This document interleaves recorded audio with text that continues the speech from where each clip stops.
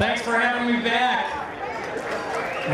Really proud to be part of this tonight. And, you know, I was talking to a lot of people I met last year, and, you know, they were saying, you know, why do you support this organization?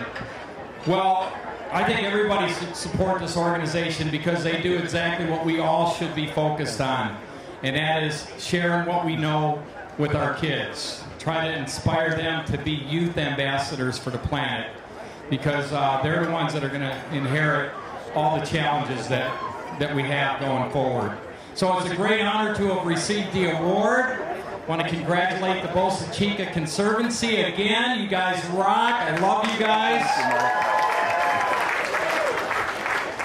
Well, let's see. I'm going to introduce a guy who's a great friend.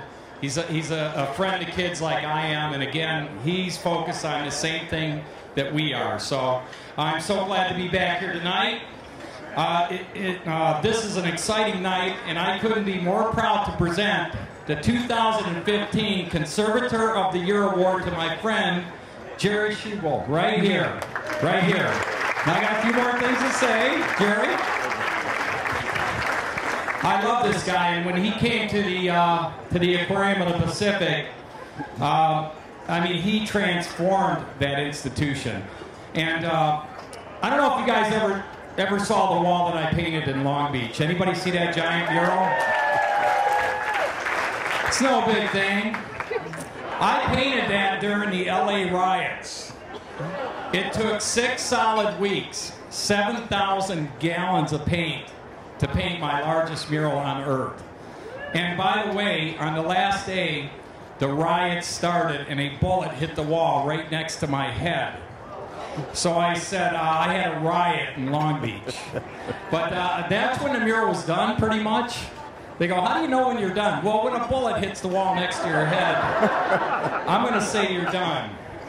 So anyway, this prestigious award is presented to an individual, business, or organization that promotes or sponsors the ideas of environmental conservation through innovative ideas, scientific discovery, conservation projects, education, technological improvements, and breakthroughs. The Bolsa Chica Conservancy selected Dr. Jerry R. Schubel, President and Chief Executive Officer of the Aquarium of the Pacific, as its 16th Conservator Award recipient for his vision and leadership in ocean conservation. He has worked throughout his professional life at the interfaces of science, management, policy, and art on ocean issues. I can tell you how much I respect Jerry and his work. He is a marine scientist with a wide variety of expertise, from oceanography to marine biodiversity. He has the same passion as all of you and myself for education and conservation. Look at what he has accomplished at the Aquarium of the Pacific.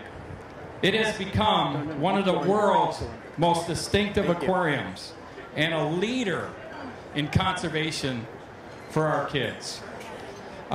He uses technology, the media, the arts, and humanities with science in its programs and exhibits. Every single day they reach people. And as you know, I am passionate about integrating, what's that word? Jerry, help me. Integrating art and ocean conservation. I know the Conservancy and I share Jerry's resolve in inspiring people to become more informed stewards of our ocean resources. Ladies and gentlemen, our 2015 Conservator of the Year, Dr. Jerry Schubel. Here you go, Jerry. This one's for you. Let me give it to you. Thank you, Ron.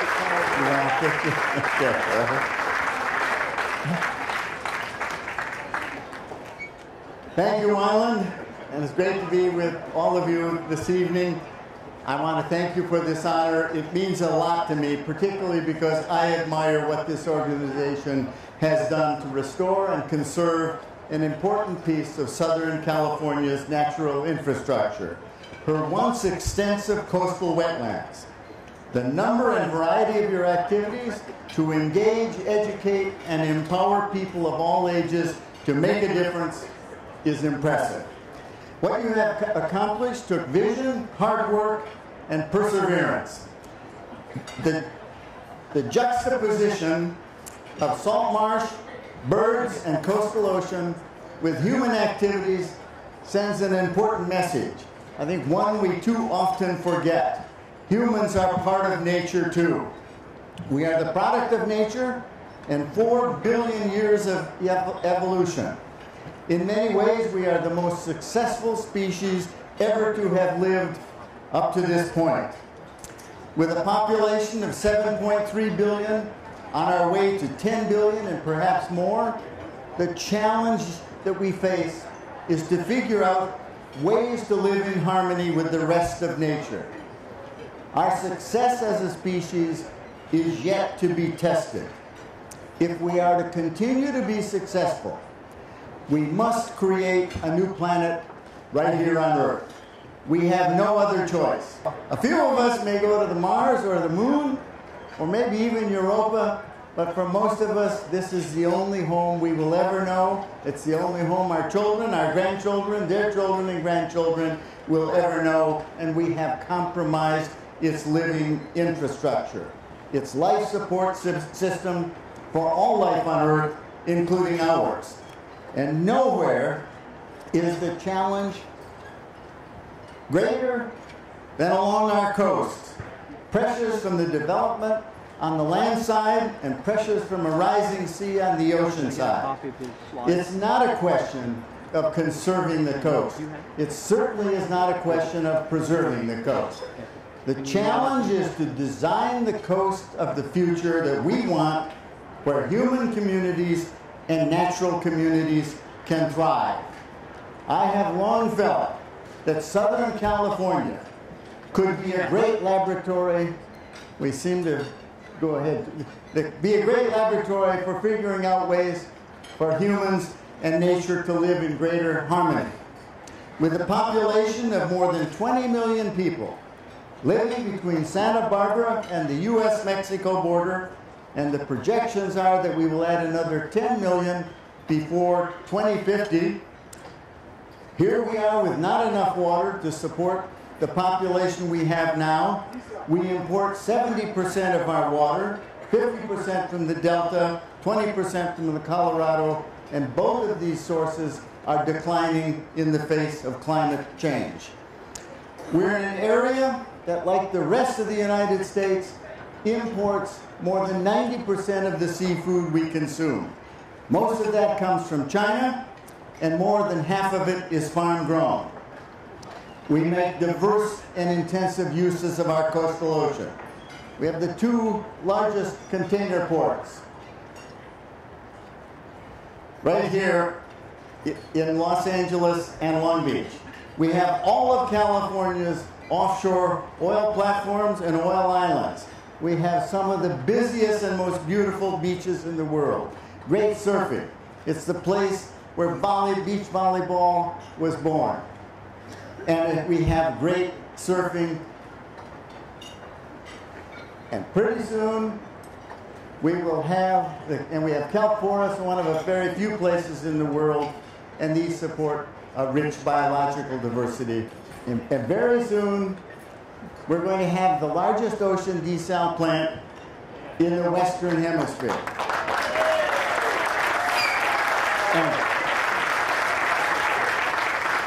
And if you look right down in there, that's the famous Carlsbad Aqua Farm that produces some of the best oysters and mussels anywhere in the world. So you have conserved Bolsa Chica, and you should take great pride in that. But the job is not done. As sea level continues to rise, marshes will survive only if they can build vertically or if they can migrate laterally in advance of the rising sea. To build vertically, they need enough sediment. And in California, we've eliminated most of the sources of sediment to the ocean. To move laterally, they have to have an unimpeded path. No highways, no infrastructure, no buildings. Science will tell us how rapidly we need to adapt. And public science education can prepare people to make the correct decisions, decisions that will result in the desired outcome. In Southern California, we discharge more than 1 billion gallons of treated wastewater to the ocean every single day. Water that could be captured, treated, and reused by human beings. Orange County has shown the way, but we have much more that can be done. And science and technology makes it possible to do that, but education is required to make the public understand that it's all right, it's safe. And instead of importing 91% of our seafood from halfway across the world with a huge carbon footprint, we know that we could create a safe, secure, stable supply of seafood right off our coast through responsible offshore finfish aquaculture to complement our shellfish aquaculture in our coastal bays like Carlsbad Aqua Farms. Creating such an industry would preserve what's left of our working waterfront, it would create jobs, and it is entirely consistent with our strong ocean ethic and with the 50 marine protected areas that we have in Southern California. Will Rogers once mused, if you find yourself in a hole, the first thing to do is stop digging. We are in a hole. We need to stop digging. Several things are very clear for all of us concerned about conservation. We have to slow the rate of environmental change to allow nature to catch up. And we need to leave bigger chunks of nature intact, unfragmented, or we will continue to lose our biodiversity. More digging, bigger shovels will not get us to where we want to be. We need to pause, step back, and reboot. We have to keep all of the options open and on the table, and we have to keep all ideas in play. There is no silver bullet for any of these big environmental problems. If we're clever enough, we can create silver buckshot. To succeed, it's going to require a much greater appetite for exploration and experimentation. The world ocean, including coastal wetlands like Bolsa Chica, collectively constitute the largest component of Earth's life support system, for living infrastructure that supports all life, including ours. Science tells us that we are altering the ocean and its ability to support life at an alarming rate. It's getting warmer, it's getting more acidic. We've already lost 1/3 of our coral reefs. Another 1/3 of our coral reefs are threatened. There has never been a time when it was more important for organizations like yours and ours to bring to the public accurate, balanced, current scientific information than now. In this era of internet and blogs and self-publications, it's very hard for the public to tell who the real experts are, and it's our responsibility to do that. I'm a great admirer of what you have done. The Nike ad says, just do it. You did it. You saved an important piece of Southern California's once extensive wetlands. And you sometimes hear, we've lost 95% of our wetlands in Southern California. We didn't lose them. We eliminated them. We filled them in and we drained them before we knew the important roles that they played, but now we do know, and we need to be better stewards.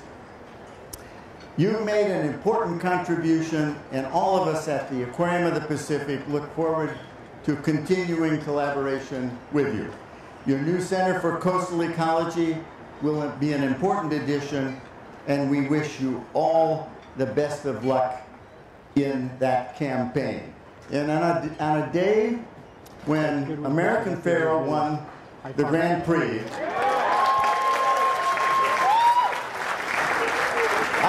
I have to bet that all of you are going to be successful. Thank you very much. Thank you very, very much. Doctor.